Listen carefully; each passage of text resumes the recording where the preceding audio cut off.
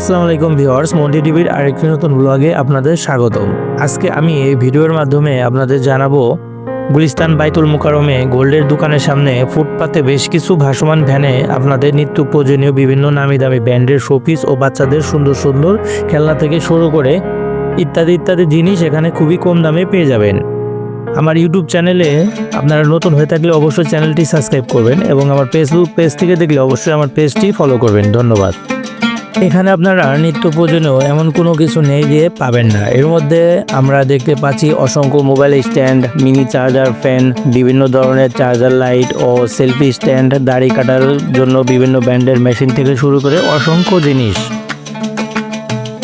আমরা এখন দেখতে পাচ্ছি সুন্দর সুন্দর চাবি রিং ও শোপিস হিসেবে আছে আলাদিনের প্রদীপ ও বাচ্চাদের সুন্দর খেলনা, মোটরসাইকেল, হেলিকপ্টার, সুন্দর ফুলদানি থেকে শুরু করে মোটামুটি সবকিছু এখানে পেয়ে যাবেন। এরপর আমরা এখন একটি গিম্বেল দেখতে পাচ্ছি, যা বাইরে দোকানে শোরুমে থেকে কিনলে অনেক প্রাইস নিয়ে থাকে।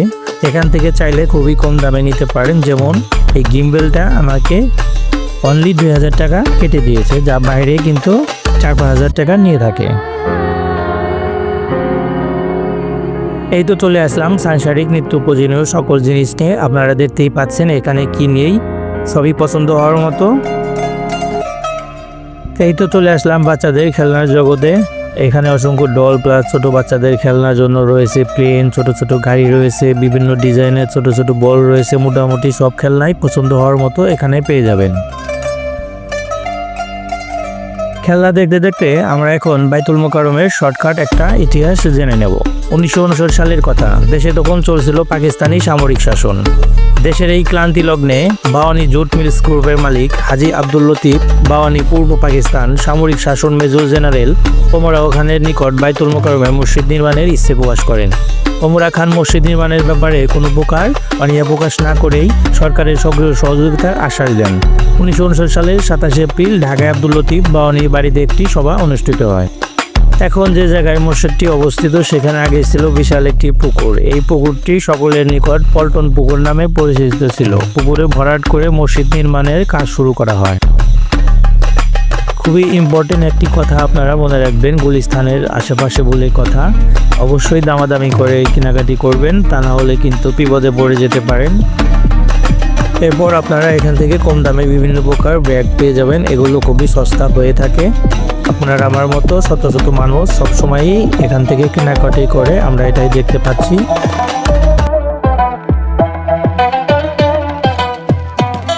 এরপর এখান থেকে ছেলেমেয়ের উভয়ের পায়ের জুতা, স্যান্ডেল পেয়ে যাবেন খুবই সস্তায়। এই মার্কেটটি কিন্তু গোল্ডের দোকানের সামনে যে ভাসমান দোকানগুলো দেখতে পাচ্ছেন, আমি ভিডিওতে আপনাদের এই দোকানগুলোই দেখানোর চেষ্টা করছি। ঠিক তার অপর পাশে কিনতে পারবেন ট্রলি ব্যাগ, ঘরের কার্পেট ও শত শত কালেকশনের বিদেশি কম্বল পেয়ে যাবেন সস্তা মূল্যে। এখানে ছোট বড় মাঝারি দেশি বিদেশি সকল ধরনের কম্বল পেয়ে যাবেন। অসংখ্য মানুষ কেনাকাটি করছে, সেটা কিন্তু আমরা দেখতে পাচ্ছি। আমাদের ভিডিওটি সম্পূর্ণ দেখার জন্য অসংখ্য ধন্যবাদ আপনাদের। আজকের ভিডিওটি এখানে শেষ করছি। সামনে আরও নতুন কিছু ভিডিও নিয়ে আপনাদের সামনে হাজির হব। সে পর্যন্ত আমাদের চ্যানেলের সাথেই থাকবেন। আমাদের চ্যানেলটি অবশ্যই সাবস্ক্রাইব করবেন। আমাদের চ্যানেলটি সাবস্ক্রাইব করা থাকলে আমরা যে ভিডিওটি ছাড়ব আপনাদের সামনে সাথে সাথে চলে যাবে।